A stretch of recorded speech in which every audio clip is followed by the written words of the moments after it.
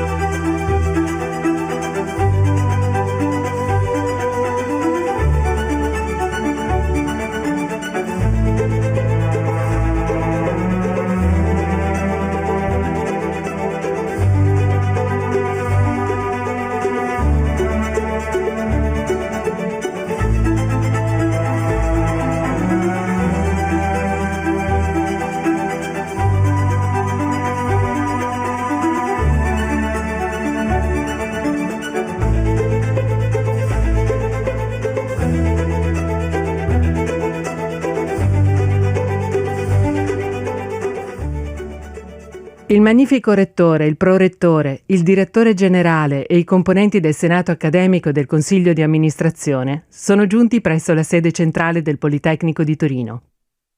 A breve faranno il loro ingresso in aula magna. Vi preghiamo di prendere posto.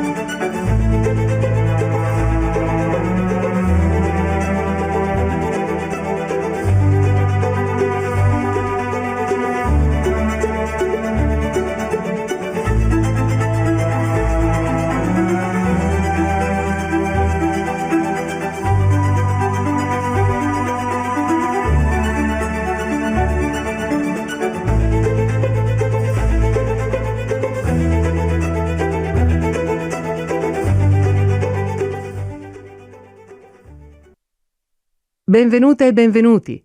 Ha ora inizio la cerimonia di insediamento del magnifico rettore del Politecnico di Torino, Stefano Corniati.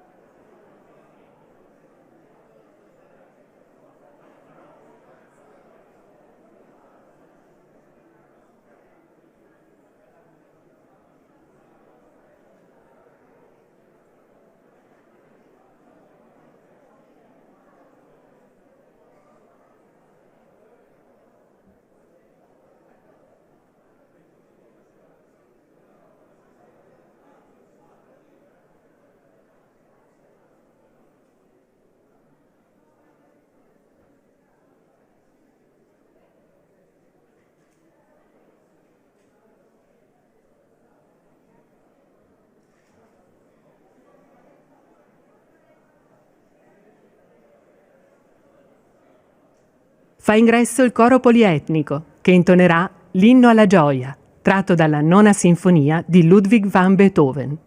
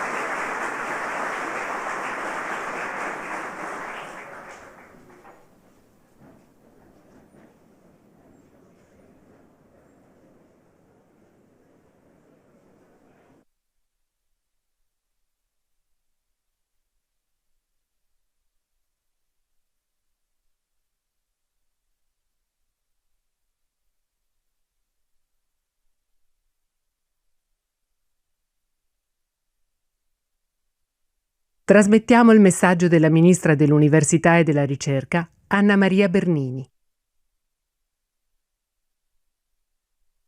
Rettore carissimo, ho preso atto con vivo compiacimento della sua elezione quale rettore del Politecnico di Torino.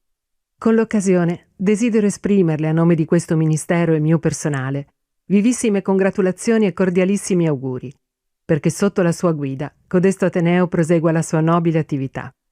Con i migliori saluti.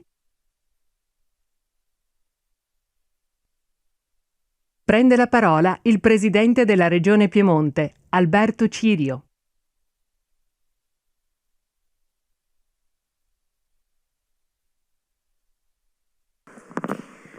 Buongiorno a tutti, a tutte le autorità civili, militari, alle autorità religiose, a tutto il mondo accademico, al nuovo Rettore, al Rettore uscente e a tutte le persone che rappresentano la nostra Regione, le varie realtà amministrative, economiche del nostro Piemonte che oggi, come si conviene, come è giusto e doveroso, sono qui per uno dei momenti più importanti che vanno a scandire quella che è la vita di una regione come la nostra, di una regione che ha un profondo senso istituzionale, perché lo ha dalle sue radici storiche, e che vede evidentemente nelle istituzioni anche il Politecnico di Torino. Io sono qua a esprimervi la gratitudine profonda della nostra regione. Sono certo di poterlo fare a nome di tutta la storia della nostra regione. Sono contento che ci sia Mercedes Bresso qui, che sicuramente condividerà, da donna di scienza e di scuola e di istruzione e di università, che il legame che noi dobbiamo avere come istituzione regionale col Politecnico e col mondo in generale delle università sia uno degli elementi di maggior forza della nostra regione. E io me ne sto accorgendo in tanti momenti, in tante situazioni che andiamo a creare, che andiamo a costruire, quando cerchiamo di vendere la nostra regione agli investitori, quando cerchiamo di mantenere gli investitori sul nostro territorio, quanto è importante citare sempre nel nostro carnet il Politecnico di Torino. Lo facciamo non soltanto per il blasone che il Politecnico ha, ma lo facciamo perché, come ci ricorda sempre bene il Presidente Marsiai quando parliamo di automotive, noi dobbiamo tenere qui la testa, noi dobbiamo tenere qui l'ingegneria, dobbiamo tenere qui lo studio, l'approfondimento, dobbiamo tenere qui l'aspetto più intellettuale se vogliamo che rimanga anche quello poi operativo e pratico della costruzione delle auto, sul quale c'è una condivisione molto forte che richiama una necessità evidentemente di aumentare quella che è la produzione dei veicoli nella nostra regione.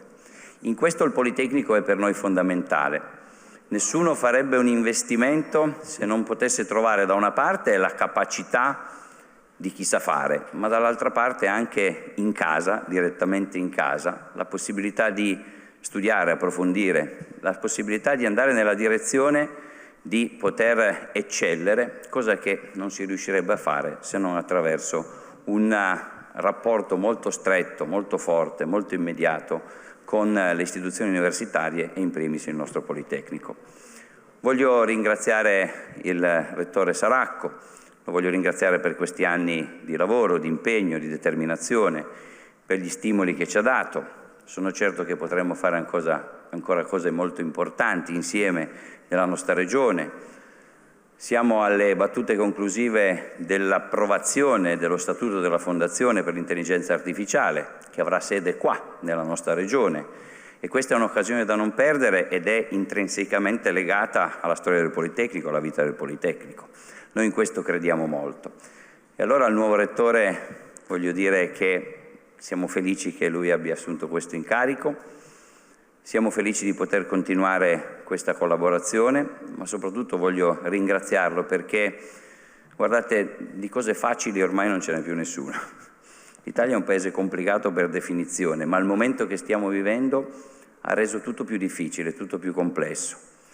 E io vedo che dove riusciamo a superare i problemi, dove riusciamo ad andare avanti, è perché ci rivolgiamo anche al Politecnico e troviamo sempre dal Politecnico quell'elemento di serietà, ma anche materiale concreto di soluzione dei problemi, quel pragmatismo di cui abbiamo necessità e bisogno.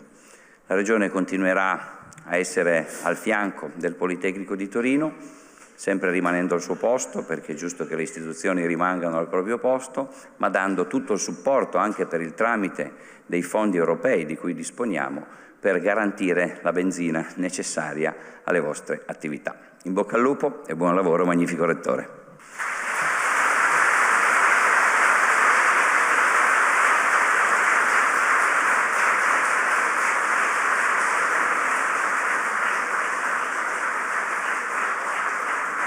Prende la parola il magnifico Rettore del Politecnico di Torino, Stefano Corniati.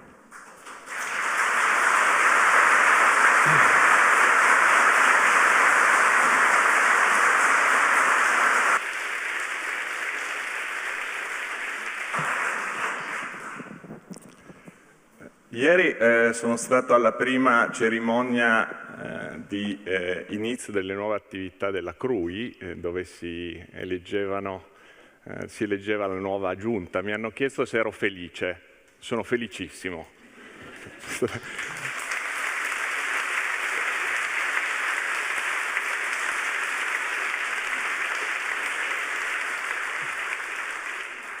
E vi posso assicurare che sono così felice che ho anche dormito benissimo questa notte, quindi è tutto tranquillo. Un saluto a tutte le autorità civili, religiose, militari, i rappresentanti del mondo industriale, del mondo produttivo, del commercio, ai rappresentanti del mondo accademico, alla mia famiglia politecnica, che oggi è voluta essere qui per portare un segno importante, che è il segno di quanto il nostro Politecnico di Torino abbia un ruolo all'interno del nostro sistema paese, il nostro sistema territoriale. Abbiamo una grande rappresentanza degli enti governativi, locali, nazionali, europei. Quindi questo significa quanto la comunità e il sistema paese pongano l'attenzione nei confronti di quella che è l'attività del Politecnico di Torino e anche quanto grandi sono le attese per quello che possiamo fare. Abbiamo iniziato durante questi mesi, e oggi cercherò di darvi un po' l'idea di quali sono le linee fondamentali che abbiamo tracciato per questi 6 anni. Abbiamo chiamato questo percorso insieme Polito in Transition, verso il 2030. Quindi sarà un mandato, sono 6 anni il mandato, è lungo, non rieleggibili, quindi non ci sono problemi. Uno fa tutto quello che deve fare e lo cerca di fare al meglio. E dobbiamo insieme, e lo dico ancora insieme, operare per riuscire a creare quella transizione verso il 2030 in cui andremo a affrontare delle sfide nuove, diverse, di forte modernizzazione, non solo del sistema paese, ma anche del sistema universitario. Nel 2030, e parlo prima di tutto nei confronti del sistema universitario, avrà luogo un effetto significativo, visibile, sensibile, che sarà quello dell'inizio del vero cosiddetto inverno demografico, cioè inizieranno a decrescere il numero di studenti che potenzialmente frequenteranno le nostre università italiane. E sarà un momento importante. Ieri forse è stata una delle discussioni più accese, profonde che c'è stata in CRUI. Dobbiamo quindi costruire questo come un periodo in cui, attraverso questa condizione al contorno, è un problema che ha una condizione al contorno, creiamo delle nuove opportunità per il nostro Politecnico, che vuole, insieme al sistema territoriale, portare innovazione e crescere ad un territorio che è stato sempre guida del sistema paese. Ora, quali sono gli elementi fondamentali da cui parto? Il nostro Ateneo vuole essere un Ateneo internazionale. Solo attraverso questa nostra area internazionale, questo profilo internazionale, noi riusciremo a portare quegli elementi, quegli spunti, quella vocazione al nostro territorio per interpretare una modernizzazione tecnologica di una società in continua trasformazione. E qui c'è l'altro elemento importante del nostro percorso, direi nuovo. in termini di vocazione universitaria, che noi abbiamo già intrapreso con il Rettore Saracco, è quello di un dialogo costante con la società. L'università italiana ha scoperto, soprattutto durante questi ultimi anni, quanto sia importante aprirsi ad un dialogo costante nel dibattito con la società. L'università deve diventare un luogo aperto, deve diventare un luogo permeato dalla società, noi dobbiamo essere in grado di parlare alla società. Ed è per questo che nelle nostre missioni istituzionali, che devono caratterizzare sempre più la nostra vocazione di risposta ai bisogni del sistema Paese, noi dobbiamo centrare l'attività sull'attività di qualità e eccellenza della nostra formazione. Questo sta nel nostro DNA, è riconosciuta, dobbiamo modernizzarla, su questo torno dopo.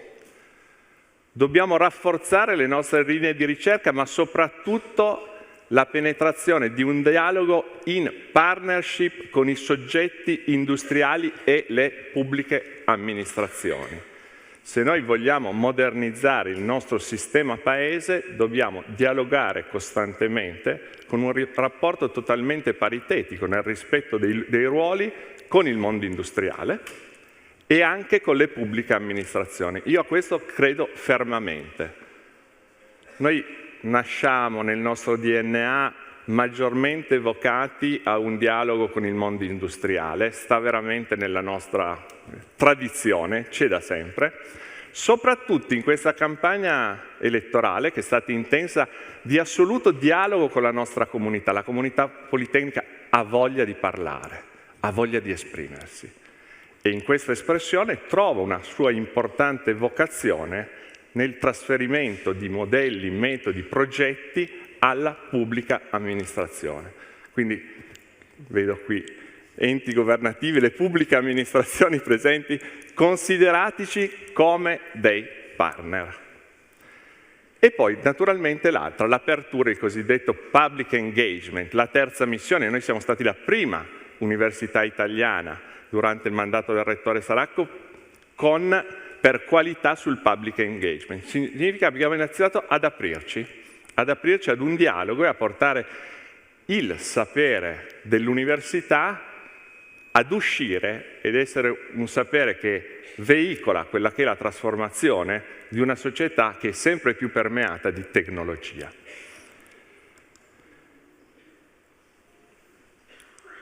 Voglio che il mio Politecnico sia riconosciuto come una istituzione, l'ha detto prima il Presidente Cirio. Noi siamo una istituzione, aggiungo, pubblica. Siamo un'istituzione pubblica e nel nostro ruolo di istituzione pubblica noi vogliamo essere di pieno supporto alle istituzioni, pubbliche e private, in primis per il nostro ruolo, che è quello di essere portatori di un sapere e di innovazione tecnologica.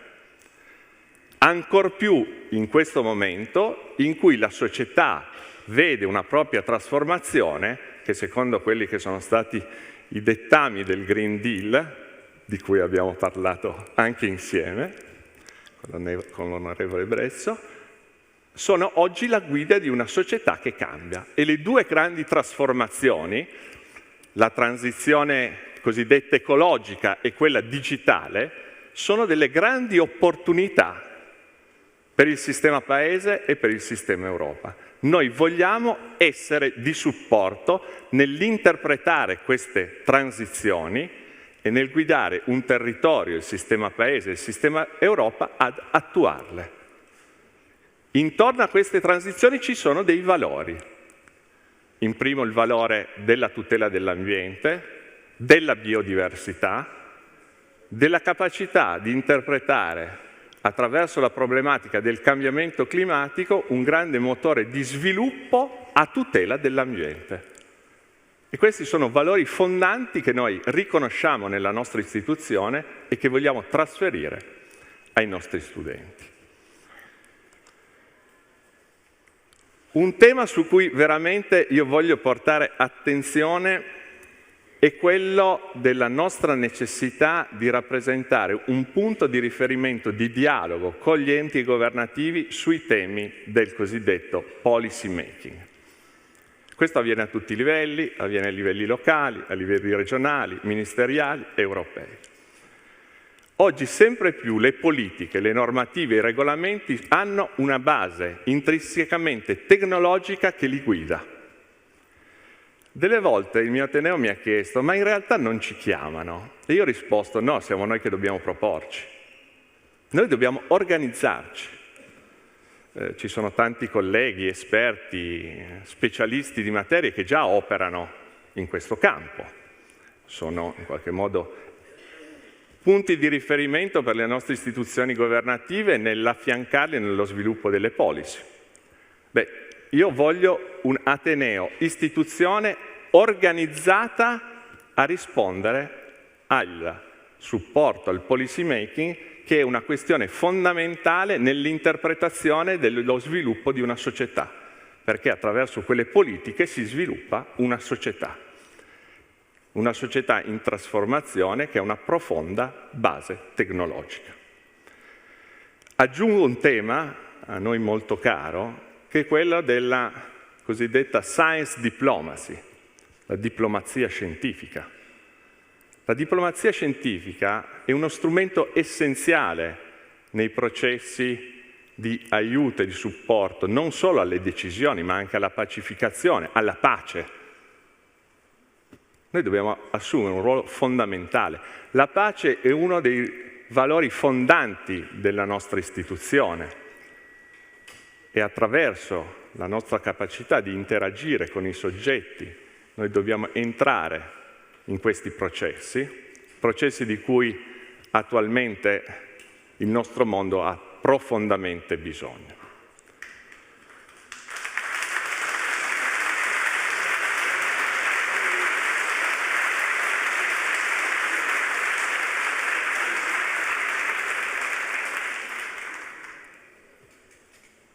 Aiuto, supporto, partnership,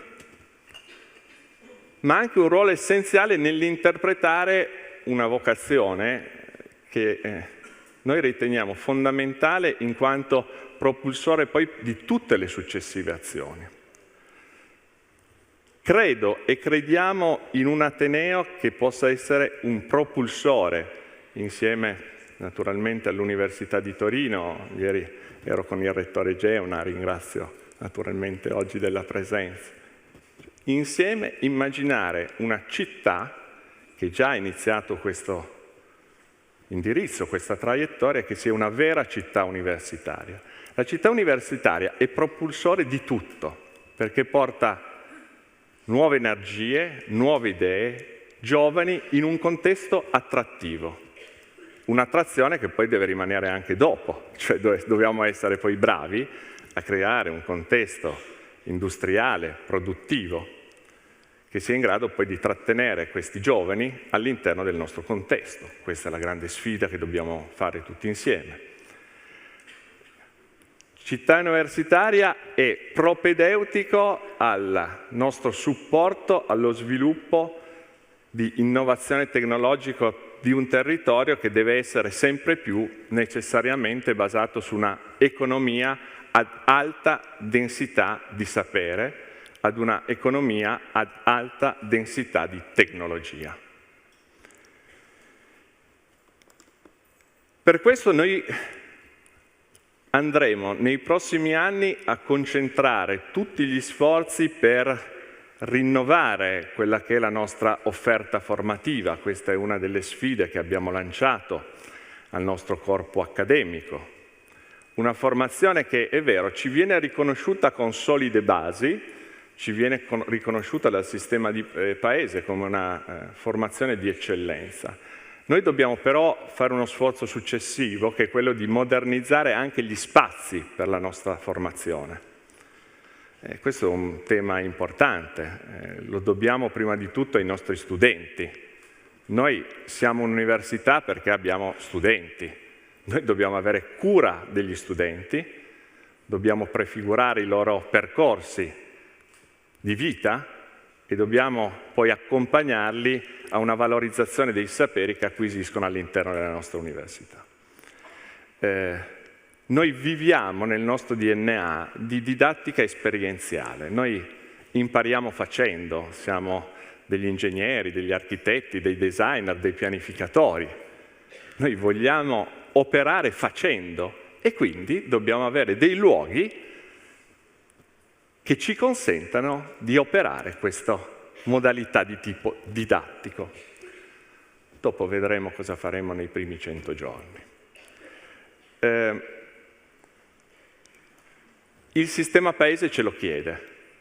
Ha bisogno di competenze di base scientifico, tecnica e tecnologica per iniziare un'evoluzione verso una modernizzazione che riguarda il contesto anche delle figure apicali del mondo industriale, ma anche della pubblica amministrazione. Abbiamo già lavorato molto, devo dire, anche con il Comune di Torino su questo. È un processo che noi dobbiamo iniziare ad immaginare come i nostri percorsi siano in grado di continuare quella nostra tradizione, che è quella di creare le classi dirigenti del nostro Paese. Lo vogliamo fare, lo dobbiamo fare con il dialogo continuo con le istituzioni, con il mondo industriale, con il mondo produttivo, perché le necessità cambiano e la cosa più sbagliata che noi possiamo fare è non interpretare questi cambiamenti.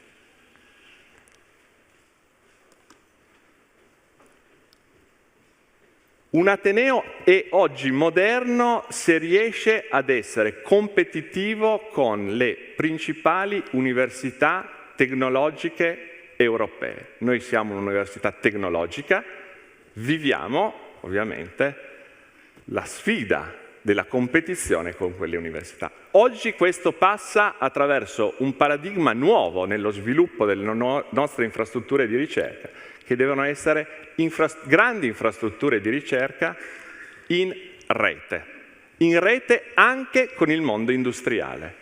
Non ha più senso duplicare laboratori o infrastruttura di ricerca e trasferimento tecnologico. Noi per primi dobbiamo essere in grado di creare una grande rete laboratoriale, infrastrutturata di ricerca e trasferimento tecnologico che faccia di questo nostro contesto territoriale un vero hub di innovazione tecnologica. Qui inizieremo subito una riflessione importante con il mondo industriale, con le imprese, e sto parlando non solo delle grandi imprese, sto parlando soprattutto della nostra capacità di dialogo con le piccole e medie imprese. Su questo assumo una piacevole eredità da parte del Rettore Saracco, perché l'impostazione che ci siamo dati, io ho provato poi a teorizzarla nel programma, per me è chiarissima, bellissima, bella. Quando è chiara la roba a me riesco poi a trasferirla bene.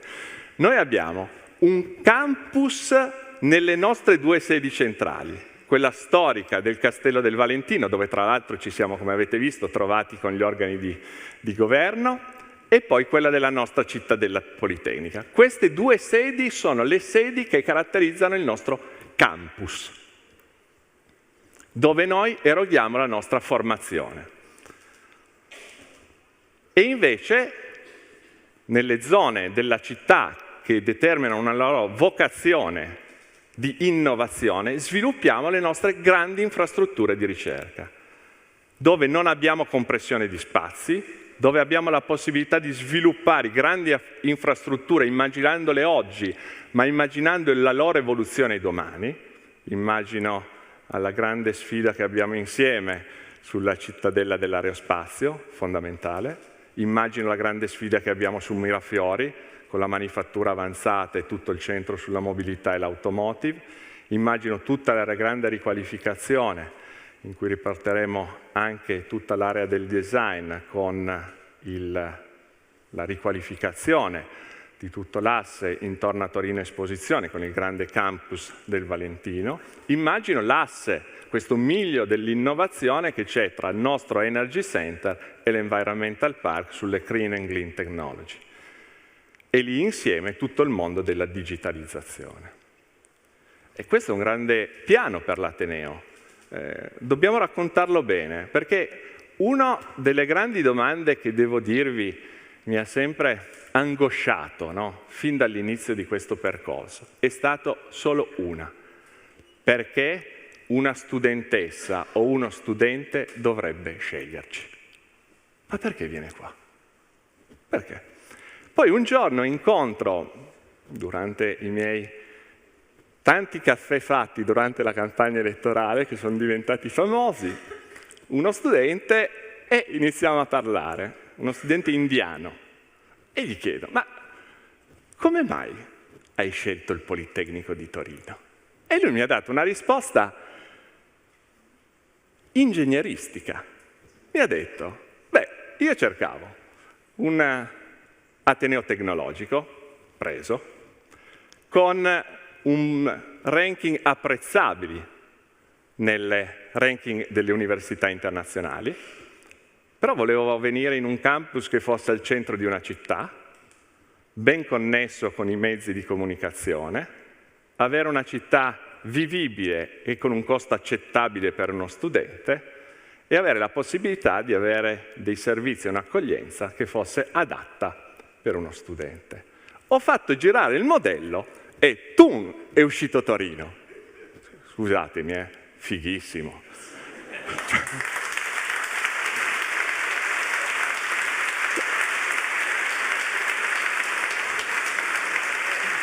Cioè, ma questo qua è l'approccio science-based alla ricerca dell'università. Allora, questa cosa dobbiamo raccontarla, perché delle volte noi abbiamo delle potenzialità che neanche ci immaginiamo e questo è veramente un bellissimo racconto che condivido con voi perché poi sarete i primi ambasciatori di questo racconto. Noi abbiamo una potenzialità enorme nell'attrazione di studenti su scala internazionale perché ci scelgono consapevolmente e questo per me è davvero il messaggio più importante che vi restituisco. Per fare questo noi come Politecnico dobbiamo avere la responsabilità di considerare prima di tutto il nostro campus come un luogo di sperimentazione. Cioè quando io vengo qui, e tra l'altro trovo in uno stesso posto davvero tutto, trovo gli spazi per la formazione, per la didattica, trovo gli spazi per la ricerca, nello stesso posto trovo i miei professori, trovo gli spazi comuni, tutto migliorabile, cioè adesso è tutto migliorabile, se no non avrei da fare niente in questi 6 anni, invece c'è tantissimo da fare. Però il nostro campus deve diventare, come l'abbiamo chiamato insieme, abbiamo accettato la sfida, un vero e proprio living lab.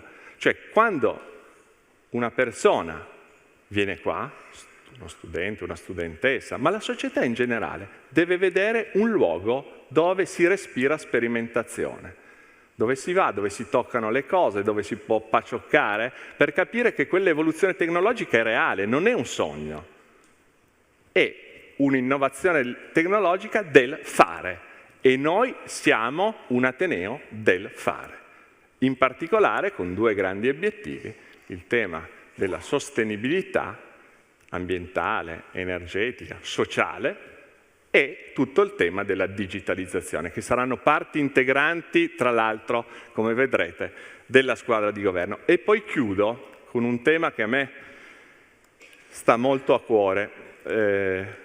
Anche qui ho un'eredità.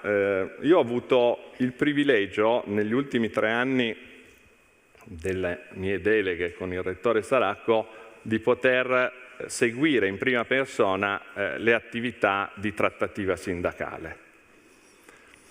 Non è che sia una delega che tutti vogliono, ve lo assicuro. Per me è stato un privilegio, perché ho avuto l'opportunità di vivere davvero da vicino anche quel confronto continuo, non solo col corpo accademico, ma con il nostro personale tecnico, amministrativo, bibliotecario, che è il cuore pulsante della nostra istituzione, insieme al corpo docente e insieme ovviamente agli studenti che ci danno ragione di esistere. Allora, il nostro Ateneo deve essere di esempio per tante cose, ma su questo deve essere davvero di esempio per il sistema paese, per il sistema universitario. sui valori dell'inclusività, dell'equità, delle pari opportunità, delle lotte alle discriminazioni. Io ho imparato una cosa dalla mia comunità Politecnico, che la nostra vera ricchezza è la diversità. Ognuno di noi è unico e se noi riusciamo a valorizzare le vocazioni di ognuno di noi, siamo in grado di rendere grande il nostro Politecnico attraverso un progetto comune. E su questo abbiamo basato tutto il nostro confronto durante questi mesi intensi di campagna elettorale e su cui noi tutti ci ritroviamo in termini di principi e valori.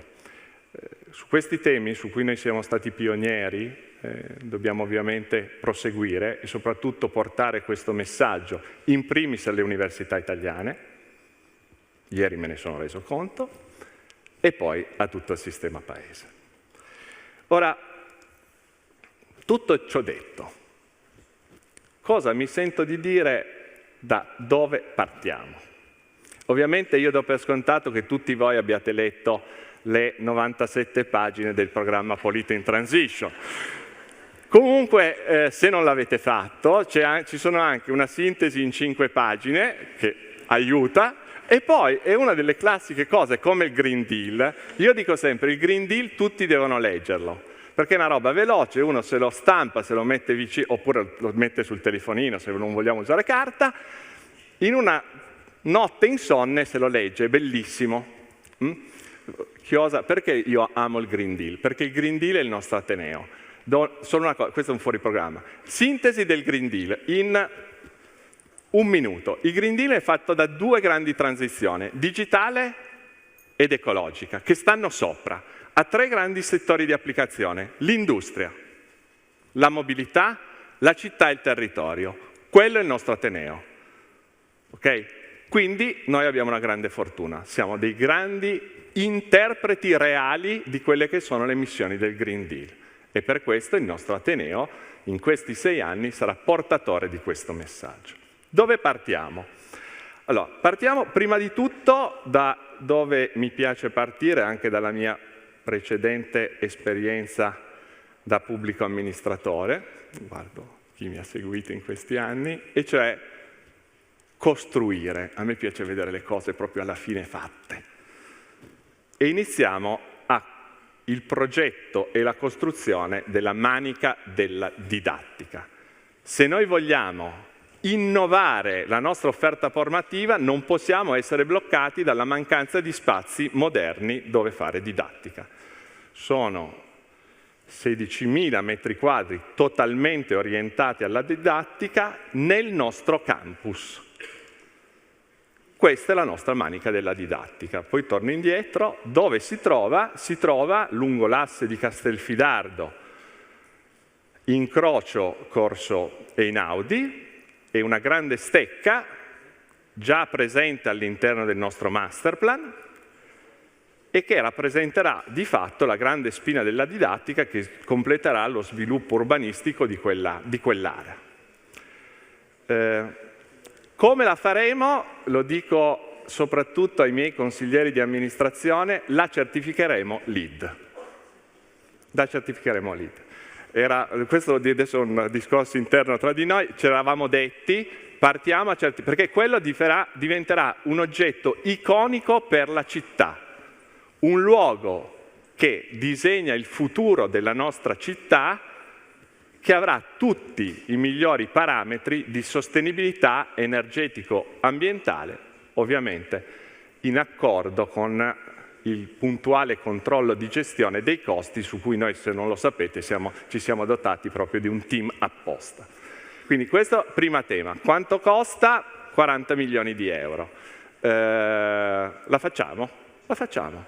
Non è ancora previsto nel piano triennale delle opere, quindi sta a me portarlo in piano triennale delle opere, partiamo subito con il progetto in modo tale da portare poi sul piano triennale delle opere con l'approvazione del bilancio o cosiddetto budget, bilancio previsionale 25-27, questa opera dove, come vedete, ho già messo al lavoro in questi 2 mesi di affiancamento con il rettore tutto il master plan team. Perché ho avuto un grande privilegio io di poter già lavorare per 2 mesi. Grazie al Rettore. Questa è l'immagine bella, evocativa. Altra cosa, voglio partire subito con la progettazione di un centro interdipartimentale su aerospazio. Avevo detto ad Alberto, ce l'avevamo detto anche con l'assessore Tronzano, ce l'avevamo detti, serve un centro interdipartimentale sull'aerospazio. Perché? Allora, cosa sono i centri interdipartimentali? In un tweet noi siamo stati pionieri nell'immaginare una ricerca che non avesse solo una propria vocazione dipartimentale. I dipartimenti sono fatti per saperi verticali, ma sviluppare fin dal rettore Gilli, io allora ero prima ero consigliere di amministrazione, li deliberai ancora, poi vicerettore alla ricerca, di avere io li chiamo dei playground di ricerca. Cioè io mi sveglio al mattino in un dipartimento, così, quel giorno ho voglia di giocare alla ricerca perché voglio giocare sul tema dell'additive manufacturing, vado lì. Domani però ho voglia di giocare sul tema dell'aerospazio, vado lì. Tema energia, vado all'Energy Center. Cioè sono dei playground, dei luoghi fisici che aggregano competenze transdisciplinari provenienti dai vari dipartimenti. Una roba bellissima. Tra tutti i centri che noi abbiamo manca ancora quella dell'aerospazio. Fortunatamente almeno ne posso fare uno. Cioè, no, questo è centrale perché sapete benissimo che il tema dell'aerospazio è tema centrale nella nostra programmazione di sviluppo territoriale. Con Andrea ne abbiamo già parlato molto, come questo diventa poi un catalizzatore di saperi che ci consente di andare ad aggregare davvero delle competenze che arrivano dai diversi dipartimenti e portarle a sistema. So benissimo, perché guardo il direttore Giorgio Guglieri, che è stato un interlocutore, che c'è, diciamo, delle anime, lui mi ha insegnato a fare questo, c'è un'anima aereo e poi c'è un'area anima spazio che devono condividere il loro percorso, che hanno anche delle vocazioni aggregative diverse rispetto, ovviamente, questi centri vedono sempre anche la compartecipazione dell'Università di Torino, in primis dell'Università del Piemonte Orientale, perché no, talvolta anche dell'Università del Gusto, con cui tutte le università abbiamo un ottimo rapporto. Questo però è un centro fondamentale perché risponde a una vera esigenza del nostro sistema territoriale. E noi, posso dirvi, siamo davvero bravi. Siamo davvero bravi.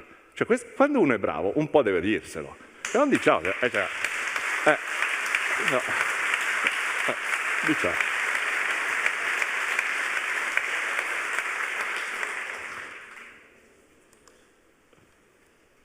Lo ricordo sempre, lo evoco, ci sarà un bellissimo luogo che sarà la cittadella dell'aerospazio, che poi appunto porterà in sé tutti questi luoghi di sviluppo di un dialogo, anche con ovviamente il pieno coinvolgimento del mondo industriale. Ultimo, cosa facciamo subito? Istituiamo una cosa a me carissima, ovvero la consulta dei giovani e la Academy per i giovani. Allora, questo io ne sento un profondo senso istituzionale. Cioè, non esiste internamente a noi la tradizione di avere un luogo continuo di dialogo e che in qualche modo riesca ad estrarre le esigenze di chi poi domani sarà protagonista del nostro Ateneo. Quindi istituiremo questo organo consultivo. Qui il bello è che tutti si sentono giovani, quindi ci ho detto, vedremo. E l'Academy in particolare andrà invece a caratterizzare un percorso di formazione interna per conoscere quelle che sono le caratteristiche della nostra istituzione e le attività nei ruoli di servizio e di governo dell'Ateneo. Chi entra qui naturalmente vede tipicamente nel proprio futuro quello di fare attività di didattica, fare attività di ricerca, ma una componente fondamentale nella crescita di un'istituzione è la stabilità nei ruoli di governo. E per la stabilità nei ruoli di governo ci vuole continuità. devo dire, io sono figlio proprio di questo ateneo, nel senso che ho iniziato questo percorso prima inizialmente con il rettore Profumo, poi con il rettore Gilli, poi con il rettore Saracco, quindi in qualche modo io ho vissuto le attività di servizio dell'ateneo, mi hanno formato. Se non c'è questo processo di formazione non possiamo neanche immaginare che i nostri giovani abbiano percezione di che cosa vuol dire fare la cosa più bella che noi abbiamo nel cuore, ovvero servire la nostra comunità. Il servizio della nostra comunità che ovviamente poi il nostro ateneo deve riconoscere come un valore. Chiudo con tanti grazie, perché sono tanti, immaginate. Allora, li sintetizzo solo immaginando di fare un percorso attraverso i rettori che mi hanno dato la possibilità di crescere all'interno di questo percorso. Cito subito il professor Mezzalama, che in qualche modo è stato un elemento di continuità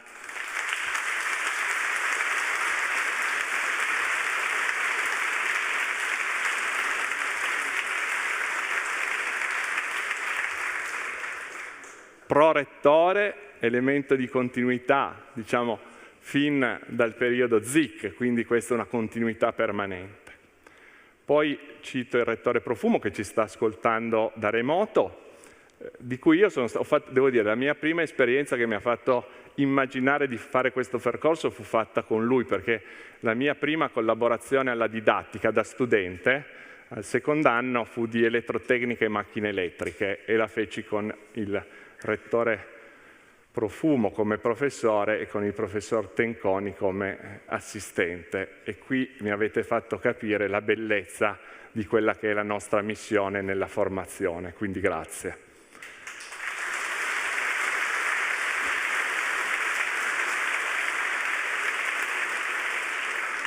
Poi il rettore Gilli, che mi ha dato l'opportunità di fare le mie prime 2 grandi esperienze negli organi di governo, prima nel Consiglio di amministrazione e poi come suo vicerettore alla ricerca. È stato forse il momento in cui ho acquisito la consapevolezza della bellezza della mia presenza all'interno dei ruoli, e poi il rettore Saracco, che ha creduto in me, mi ha dato fiducia nella continuità sul ruolo di vicerettore alla ricerca, e poi avendo anche quella giusta attenzione nello spostarmi in altri ruoli per completare quello che era il mio percorso di crescita. Questo grazie, perché è un'attenzione importante. Intorno a tutto questo, qui ci sono praticamente 18 anni, tutte le persone che sono state comunque a fianco dei rettori e da cui ho sempre cercato di acquisire tutta quella sensibilità nei confronti dell'amministrazione del nostro ateneo. Un grazie particolare anche a chi mi è stato più vicino durante questi anni di crescita parallela nella mia attività amministrativa. Vedo qua il sindaco di Livorno Ferraris, il presidente della provincia di Vercelli, con cui in questi 20 anni, qui sono 20 anni, abbiamo condiviso dei momenti che mi hanno fatto crescere come persona e soprattutto nella sensibilità e nell'attenzione al dialogo con ogni persona. Questo è l'insegnamento più grande che mi avete dato e che mi porto a casa. Un grazie a tutta la squadra, e veramente è stato un lavoro di squadra con cui ho lavorato negli ultimi 8 mesi nella creazione di questo programma che è Polito in Transition e che ha avuto un grandissimo riscontro all'interno della nostra comunità. Li vedo tantissimi seduti. Grazie, perché è stato un lavoro collegiale e come al solito ho imparato molto più io da voi di quanto sia riuscito a trasferire. Quindi grazie, perché il riconoscimento che ci ha dato la nostra comunità politecnica è grazie alla ricchezza che voi siete riusciti a donare ad un percorso che si è concretizzato poi in un programma. Infine un grazie alla mia famiglia, che Io negli ultimi soprattutto 20 anni ho cercato di lavorare a servizio delle comunità ed è evidente che essendo il tempo finito, quando si lavora per la propria comunità significa trasferire energie, tempo, ma anche attenzioni alla comunità e sottrarre alla propria famiglia, in primis mamma e papà, che devo dire non mi hanno mai fatto mancare l'attenzione al farmi fare quello che desideravo, fin da piccolo. Quindi, grazie.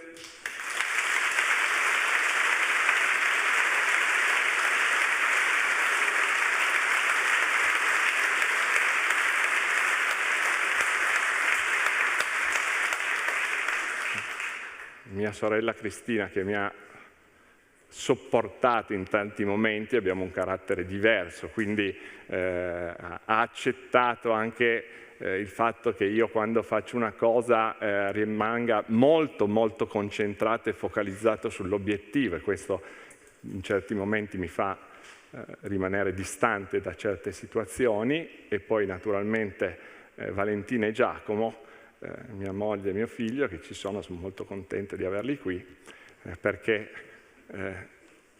questi sono stati anni in cui le loro attenzioni mi hanno anche consentito di non sbagliare. Sono stati di grande tutela. Quando si iniziano questi percorsi ci sta, io metto sempre grande passione e entusiasmo, delle volte nella passione e entusiasmo manca un po' poi la razionalità. E allora devo dire che quando tornavo a casa il fatto di avere poi un pungolo che mi riportasse in realtà alla realtà è stato fondamentale, e davvero è stato un amore e un supporto che ho sempre sentito, ma soprattutto un riallineare quelle che potevano essere delle mie idee sempre nel modo giusto. Quindi grazie davvero.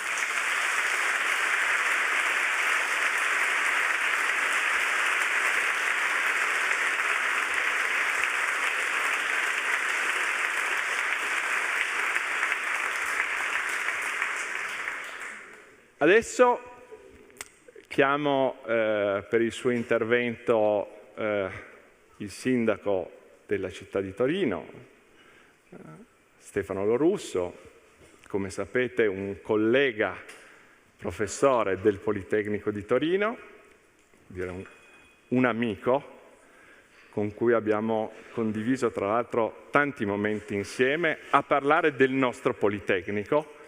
Abbiamo tante volte, anche davvero in tanti momenti che abbiamo vissuto solo io e lui, ragionato come poteva essere il Politecnico di Torino di domani in aiuto alla città. Non avrei pensato 6 anni fa di essere qui a invitarti insieme a me su questo podio, e tu sai quanto sono felice di questo momento.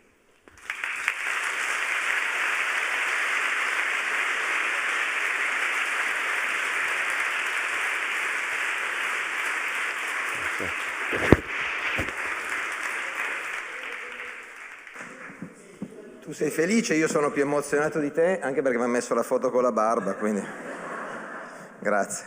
Devo aggiornare le fototessere anche sul portale dell'Ateneo.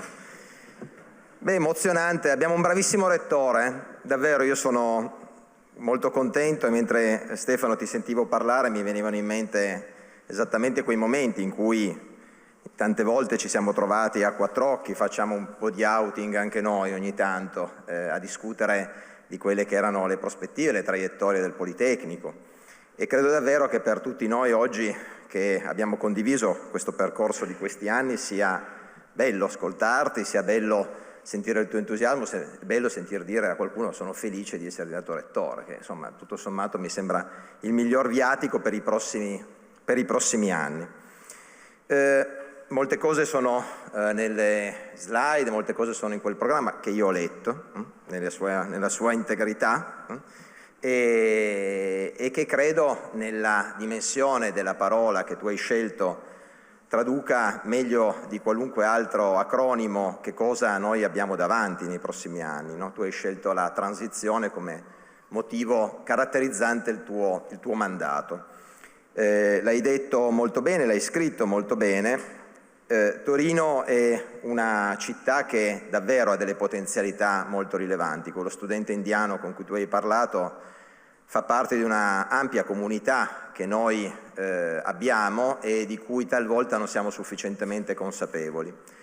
E quello studente indiano ha adottato un criterio che davvero è un monito per tutti noi, che è quello di prendere le decisioni sulla base di razionalità, sulla base di analisi, sulla base di quelle che tu hai chiamato science-based decision making. C'è un nostro collega che usa sempre questa parola difficilissima, che vuol dire facciamo le cose quando abbiamo i numeri, no?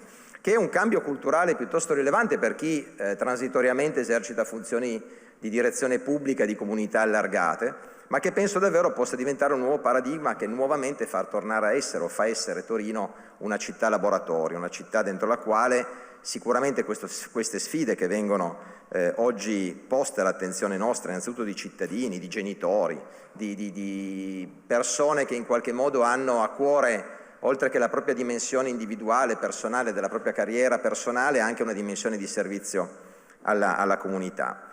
L'hai detto tu, ci sono tante transizioni, le hai citate, quella ecologica, che sicuramente è la più anche discussa, la più, se vogliamo, controversa, e dentro la quale ancora oggi la dimensione della scientificità è ancora non così del tutto definita, anche nell'individuare quelle che sono le traiettorie. Hai citato il Green Deal come elemento prospettico non solo del nostro Ateneo ma in generale della nostra città, del nostro continente, e sappiamo bene di quanto anche il dibattito attuale oggi mette in discussione alcuni parametri, alcuni cardini, di quanto nel quel dibattito vi sia esigenza di avere chiarezza sui numeri, chiarezza sulle traiettorie, chiarezza sulle scelte. C'è una transizione, l'hai accennato, la sottolineo anch'io, che è quella demografica. Noi siamo un Ateneo, scusate, il Politecnico di Torino è un Ateneo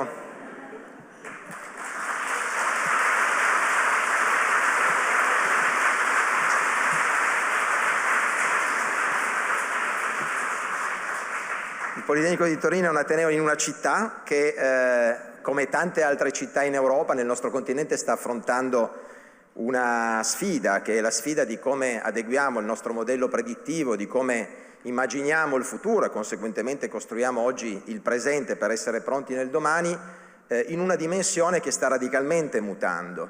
A me ha colpito molto, in questo sono un pochino portatore di una cultura numerica, no? Che in politica non è che sia sempre così accettata, condivisa e sostenuta. Però un dato mi ha molto colpito. Torino, cominciamo a sfatare un mito, non è vero che perde popolazione. Negli ultimi 20 anni, nel 2002, aveva più o meno gli stessi abitanti che ha adesso, grosso modo, 870.000, 850.000. Quello che però sta radicalmente cambiando, ed è radicalmente cambiata, è come si compongono questi cittadini. Perché nel 2002 la composizione demografica era molto diversa, la popolazione immigrata era abbondantemente sotto l'8%, oggi è quasi il 16%. Se vado a sezionare le fasce di popolazione, oggi io sono il sindaco di una città che è fatta da un cittadino su 3 che ha più di 60 anni e quasi 1 su 10 ne ha più di 80. 20 anni fa quelli sopra gli 80 erano meno del 3,4%, oggi sono quasi il 10%. E se guardiamo i trend a cui tu hai accennato, e questo sono contento che i rettori della CRUI ce l'abbiano ben chiaro, ci stiamo muovendo verso una direzione che a breve, molto prima di quanto c'è nella percezione generale, produrrà scompensi importanti rispetto anche alle traiettorie, rispetto a quello che è il nostro modello di sviluppo. Allora porsi in un'ottica problematica, che non vuol dire essere dogmatici, ma vuol dire essere seri, attenti analisti, deve mettere anche in discussione alcune delle scelte, delle strategie che magari in qualche modo abbiamo convintamente perseguito negli anni passati, ma che oggi rischiano di trovare poi, una volta poste a terra, nei tempi che purtroppo talvolta la pubblica amministrazione impone, un terreno cedevole, e qua fatemi fare il geologo, su cui in qualche modo poggiare le fondamenta di questo castello.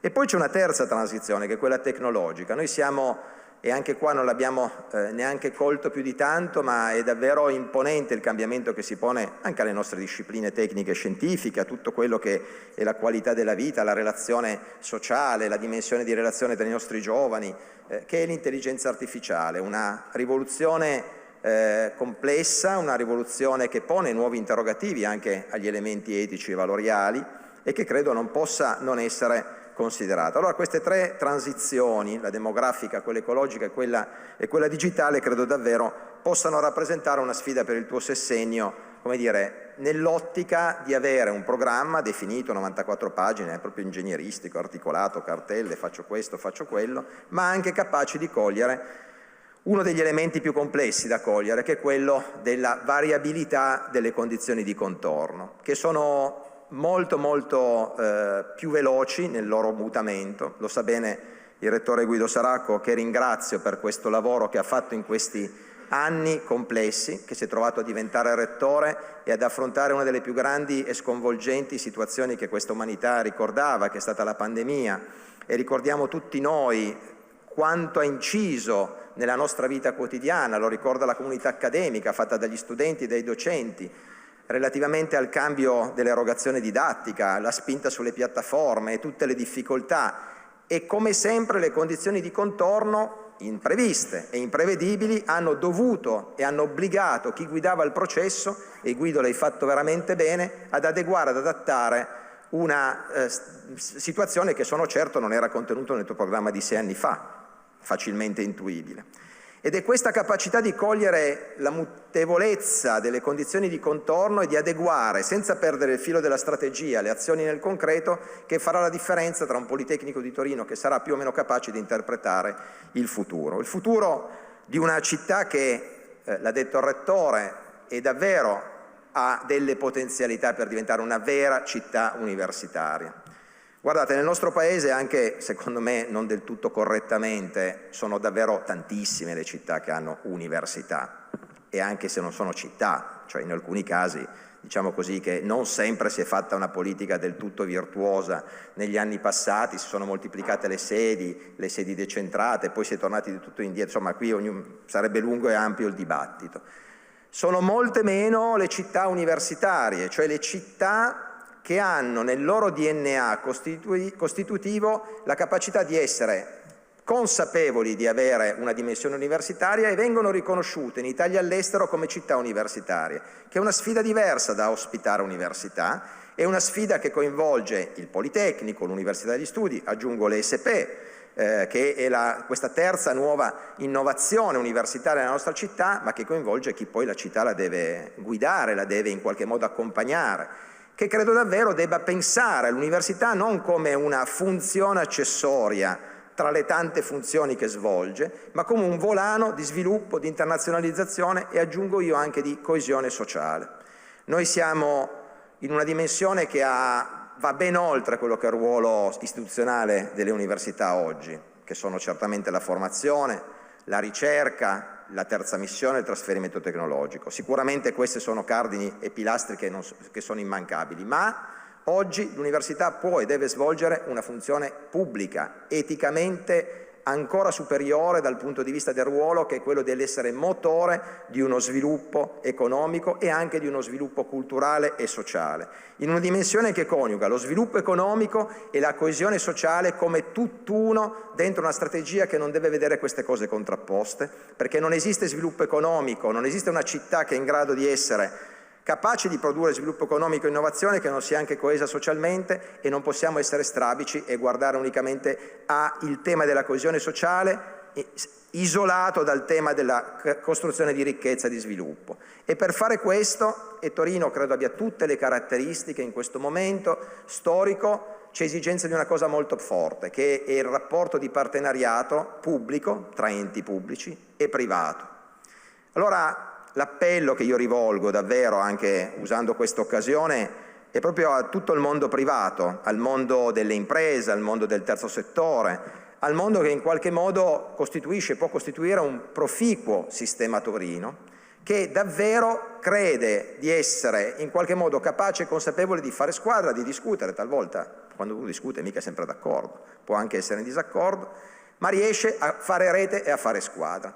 Io credo profondamente a questa nuova fase che si apre, credo che noi possiamo nei prossimi anni tracciare una rotta importante, attraverso una politica sinergica che vede il Politecnico di Torino, l'Università di Torino, la città, il sistema delle imprese come un tutt'uno che lavora nell'ottica dello sviluppo. Io penso che se noi faremo questo lavoro a cui siamo tutti chiamati, credo davvero che questa spinta propulsiva che può arrivare da un cambio di guida dell'Ateneo potrà dare non solo classi dirigenti al nostro territorio, ma io penso davvero far fare questo salto di questa transizione in cui Torino è da tanti anni verso quello che abbiamo tutti nel cuore, che forse oggi possiamo ragionevolmente immaginare con maggior fiducia rispetto magari ad anni passati. Quindi credo davvero al nuovo Rettore va il mio personale in bocca al lupo, all'amico Stefano davvero anche la soddisfazione, te lo dico con franchezza, di vederti a guidare il nostro Ateneo, l'Ateneo di questa città, e a tutta la comunità accademica. In qualche modo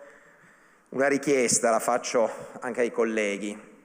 Quando si guidano le cose si è da soli e ci sono momenti in cui ci si sente molto soli, perché poi si ha un sacco di gente intorno, si sentono un sacco di cose, ma poi ci sono momenti in cui le persone che hanno responsabilità devono decidere, e talvolta queste decisioni non sono semplici, e talvolta queste decisioni non semplici sono difficili da prendere. Cerchiamo di stare vicino al nostro Rettore, stando vicino a lui staremo vicino all'Ateneo e alla città. In bocca al lupo.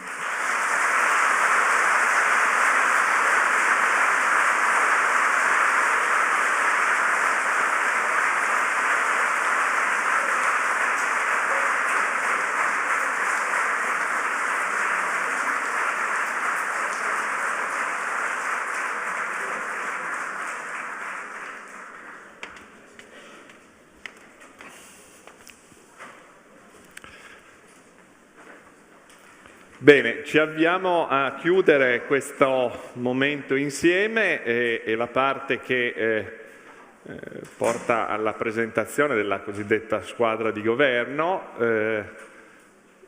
Non era mai accaduto che io sono entrato in ruolo lunedì e dopo neanche 5 giorni ci fosse già l'avvio dell'attività della squadra di governo, quindi significa che siamo pronti a fare. Devo dire, ho cercato anche di tenere tutti sotto controllo perché volevamo fare anche prima, c'è voglia di fare davvero. Allora, sapete che all'interno dei nostri percorsi abbiamo 2 figure apicali che vanno ad affiancare il ruolo di rettore. Il primo ruolo è quello del prorettore e il ruolo del direttore generale. Invito qui ad affiancarmi per poi presentare la squadra di governo chi andrà a ricoprire questo importante ruolo fiduciario, importantissimo, una persona che è stata con me fin dalle fasi iniziali di questo mio percorso elettorale, che è Elena Baralis.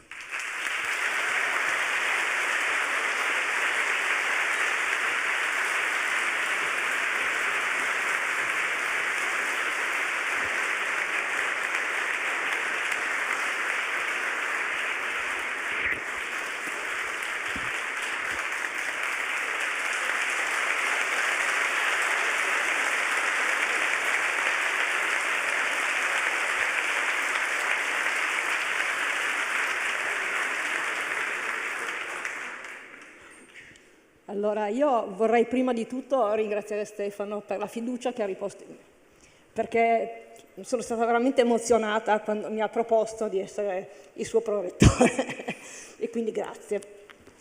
E poi molto è stato detto, quindi io non aggiungerò molto. Ci ha portato fino a qui il lavoro di squadra. Siamo stati una squadra veramente molto unita, compatta, nella preparazione del programma Policy in Transition, nella gestione della campagna elettorale. Quindi grazie a tutti i componenti della squadra, ma ricordiamoci che siamo stati forti perché eravamo compatti. I valori...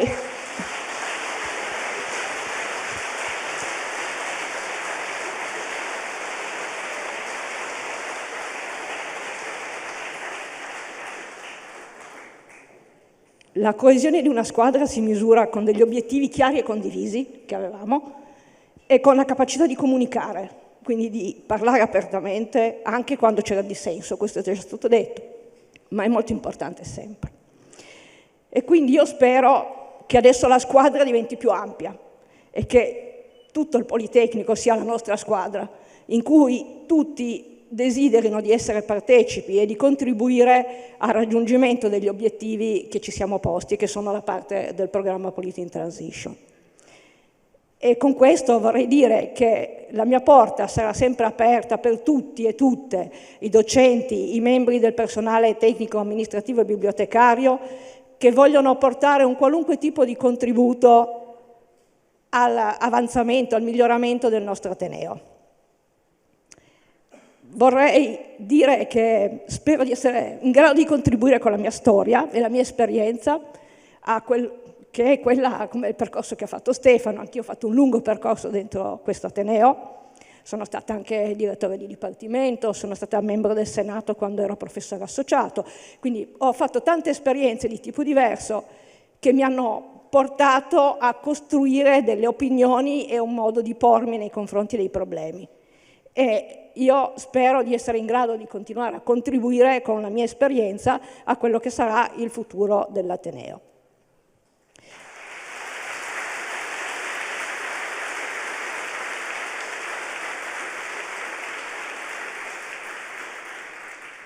Vorrei concludere ringraziando chi è stato al mio fianco, quindi naturalmente i miei genitori, come ha detto Stefano, che sono stati un grande esempio, mio fratello, che si chiama Stefano anche lui, e i miei 3 figli, che sono qua in questo momento e che sono stati veramente la forza propulsiva della mia vita. Grazie. Grazie Elena.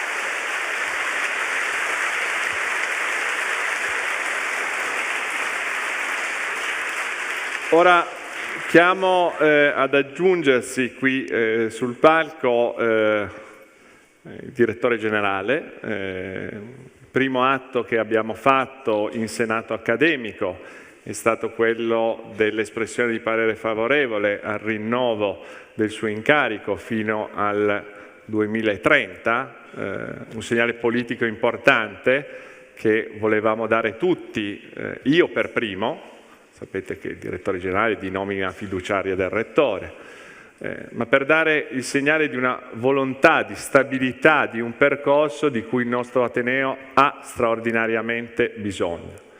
La stabilità su tutti i livelli, in particolare i livelli apicali, che sono quelli del rettore e del direttore generale, con cui ho condiviso 2 anni e mezzo di vita ogni giorno e che è entrato davvero a far parte della nostra famiglia politecnica, lo sentiamo uno di noi ed è per questo lo invito con grande gioia qui sul palco, il nostro direttore generale Vincenzo Tedesco.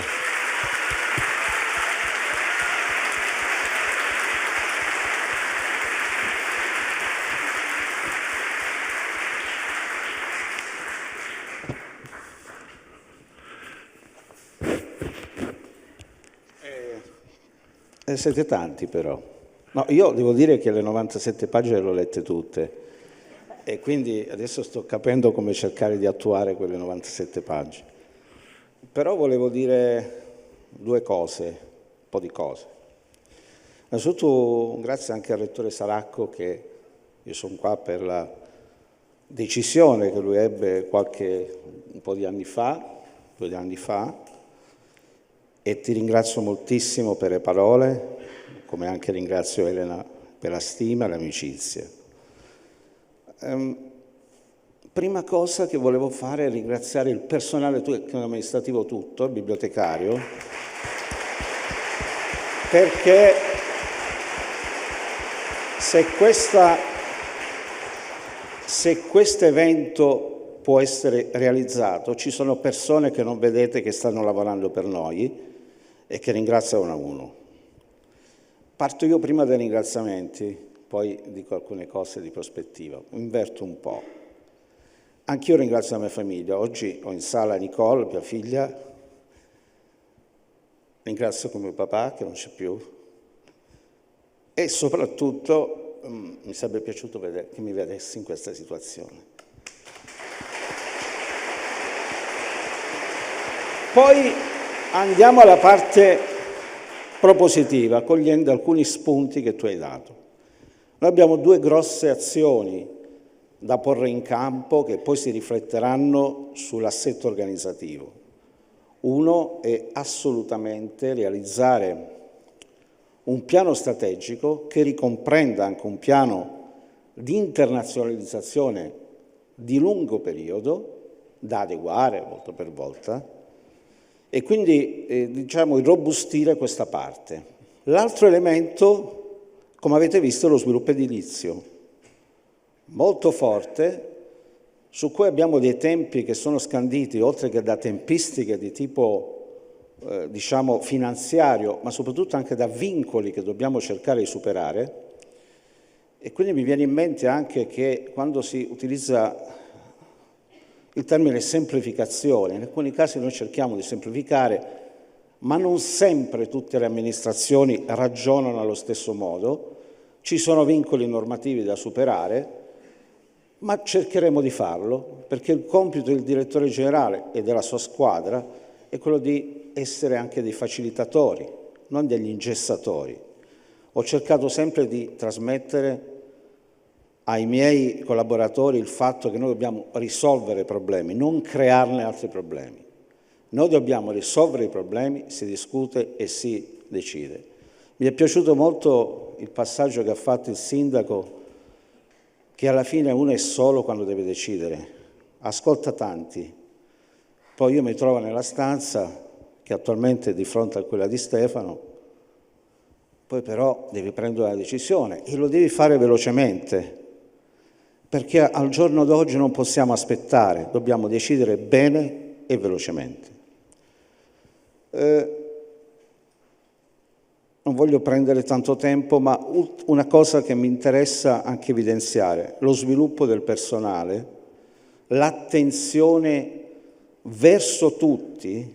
Io dico sempre una frase, e lo ripeto sempre a tutti, che un buon leader è tale se si preoccupa della crescita di tutti i propri collaboratori, perché altrimenti qualcuno può rimanere indietro. Ovviamente le possibilità vengono date a tutti, uno le deve saperle cogliere e cercare di sfruttare. Una volta uno dei primi giorni Elena mi fa: ma come fai a incontrare tante persone?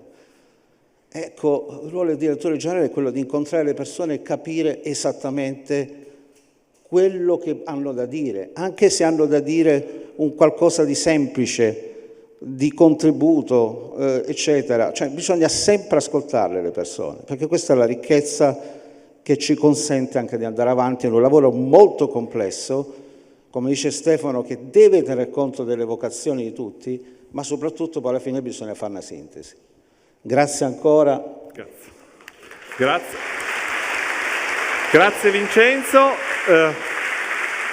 Ora brevemente vi illustro di fatto come si è formata la squadra di governo, veramente in modo molto rapido. Le sue funzioni sono fatte per missioni. Noi abbiamo delle missioni istituzionali. Io questo modello di governance l'ho proposto alla mia comunità durante la fase elettorale. Ricordo qui ci fu una domanda puntuale posta ai candidati: qual è il vostro modello di governo? E io l'ho proposto e qui lo vedete a questo punto attuato. Cioè è fatto in modo diverso rispetto a come oggi tipicamente è stato governato l'Ateneo, che è stato governato per verticalità. Invece fin dall'inizio, ma proprio grazie al lavoro di squadra che abbiamo fatto, abbiamo deciso di farlo rispetto alla centralità delle missioni istituzionali, che sono la formazione, l'innovazione scientifico-tecnologica e il trasferimento alla società e alla comunità, la terza missione, dove la formazione non è solo didattica, è tutta la linea della formazione, didattica, scuola di dottorato, scuola master e formazione permanente, la nuova scuola di formazione interna, tra cui quella per i giovani, L'innovazione scientifico-tecnologica che tiene tutto l'asse della ricerca, dalla ricerca di base fino al trasferimento tecnologico all'industria e metodologico alle pubbliche amministrazioni, e poi la nuova grande missione che è quella di trasferire e dialogare con la società. E queste missioni vengono poi abilitate attraverso delle funzioni che invece sono trasversali, che qua vedete così ma poi vedete rappresentate. Cioè queste funzioni abilitano la capacità di portare internazionalizzazione, ne prendo la prima, che sta a me ovviamente a cuore in termini esemplificativi, alla formazione, alla nostra missione di innovazione scientifico-tecnologica e alla parte di comunità e società. Quindi questa è fatta l'intersezione della matrice per missioni e funzioni. Tutti queste sono presidiate ovviamente in un'ottica che nella nostra matrice è un'ottica di tipo collaborativo. In più abbiamo definito esattamente come era programma 3 grandi obiettivi di mandato, che sono caratterizzanti propri di un mandato che si vuol dare una specifica direzione. In fondo quella matrice di prima era la matrice, diciamo, del funzionamento istituzionale, generale, diciamo, esecutivo nella sua parte tradizionale. Questi invece sono gli obiettivi di questo mandato.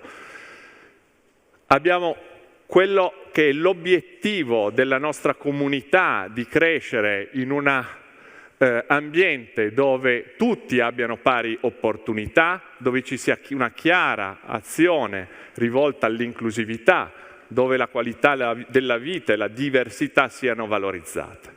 E poi i 2 obiettivi delle transizioni rispetto al mondo della transizione ecologica, la sostenibilità e lo sviluppo del nostro Living Lab nel nostro campus, e la parte di orientamento alla digitalizzazione verso il 2030 del nostro Politecnico. E noi siamo esempio. Cioè, questa parte dell'obiettivo significa noi come Politecnico vogliamo essere di esempio. Bene. Questa è la struttura del nostro modello di governance, è esattamente quello che ritrovate a programma, è una, diciamo, cristallizzazione di quello che è stato votato, quindi nella sua rappresentazione ora vediamo chi mi accompagnerà in questo percorso.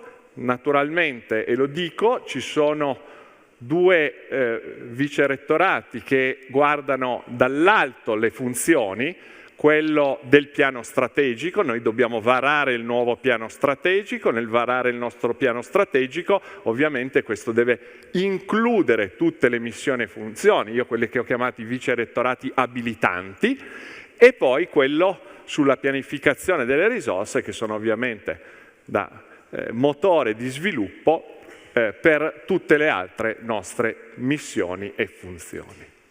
Bene, questa griglia, che era la griglia che presentammo a programma, e lo dico alla squadra, definisce la nostra davvero amore per la collaborazione. Qui nessuno può lavorare da solo. L'abbiamo fatta apposta. L'ho fatto apposta. Nessuno può centrare un obiettivo se lavora da solo.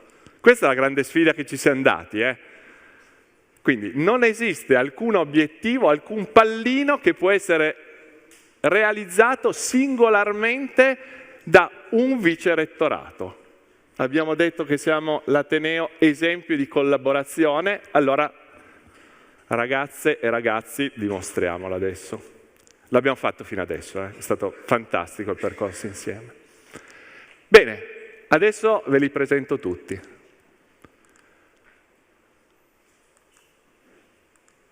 Vicerettore per la formazione, il professor Fulvio Corno.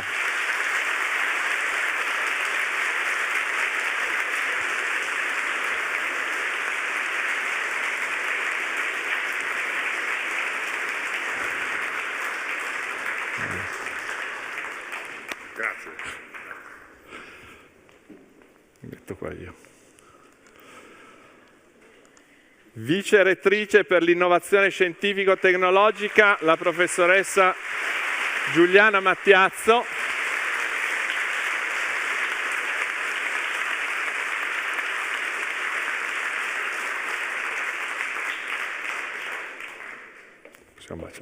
Possiamo baciarci noi?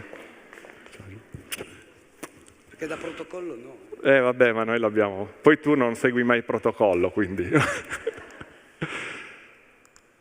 Il vice rettore per lo sviluppo del nuovo modello delle infrastrutture di ricerca, il professor Fabrizio Pirri.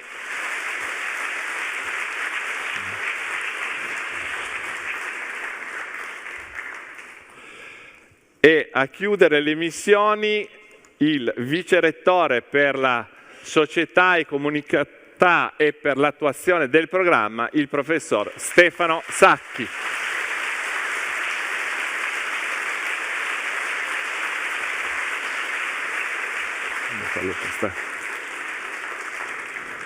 Bene, passiamo ora alle funzioni. Partiamo dalla prima funzione che porta con sé anche la scrittura del nuovo piano strategico, quello della comunicazione, di cui abbiamo detto estremamente bisogno.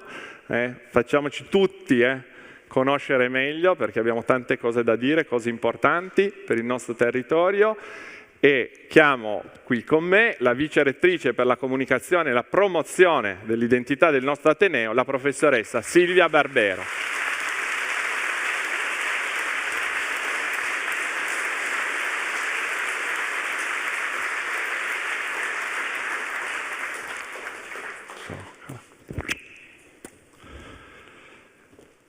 Passiamo alle politiche interne. Il professor Andrea Bianco, che di fatto eredita il mio vicerettorato.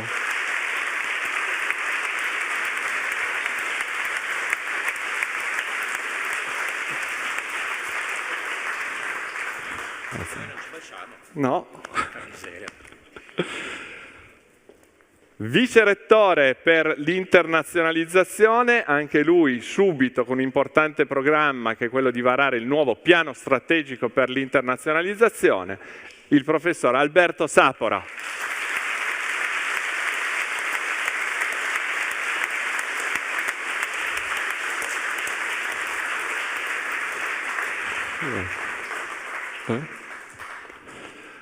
Devo dire che anche con Alberto abbiamo fatto dal, penso, primissimo minuto questo percorso insieme, grazie a tutti. Passiamo alla vice rettrice per le politiche territoriali, nazionali ed europee nel dialogo costante con le istituzioni governative, la professoressa Maria Chiara Zanetti.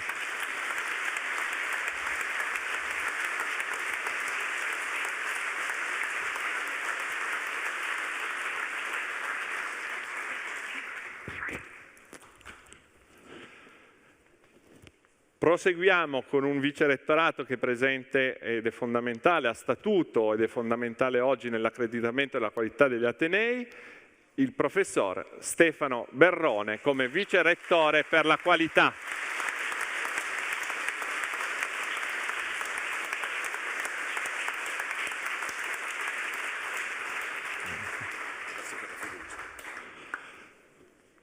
E poi proseguiamo con i due vicerettorati abilitanti tutte le funzioni e missioni. Il professor Stefano Zucca, vicerettore per la pianificazione delle risorse.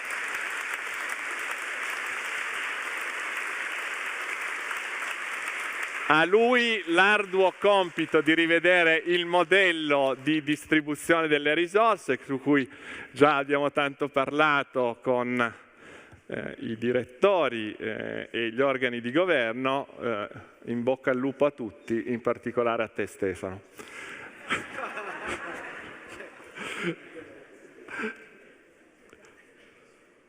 Chiudiamo con Filippo Molinari, il professor Filippo Molinari, vicerettore per il piano strategico che dovremo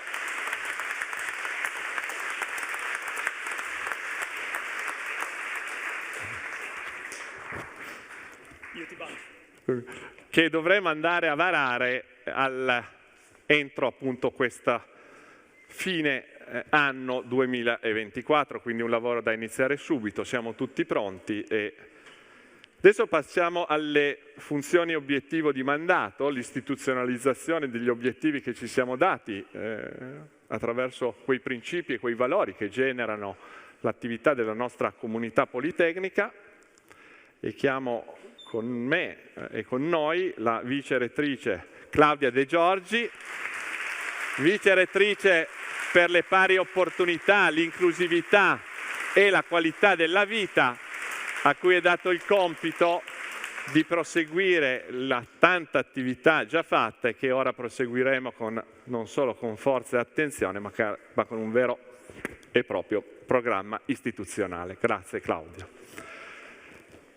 Chiudiamo con i due vicerettori che si occuperanno degli ultimi due obiettivi, anche qui in piena continuità, la vicerettrice Patrizia Lombardi, vicerettrice per il campus sostenibile e il Living Lab.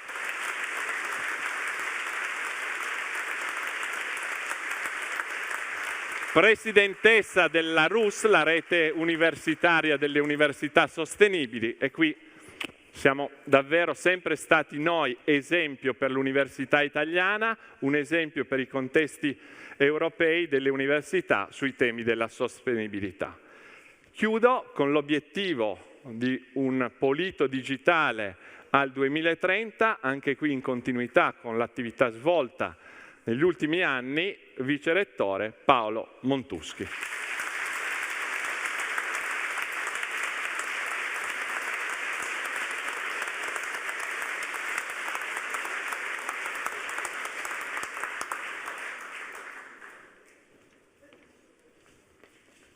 Buon lavoro.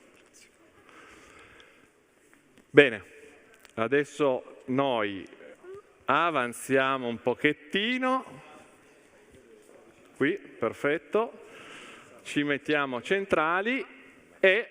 Fa ora ingresso il coro polietnico che intonerà l'inno nazionale.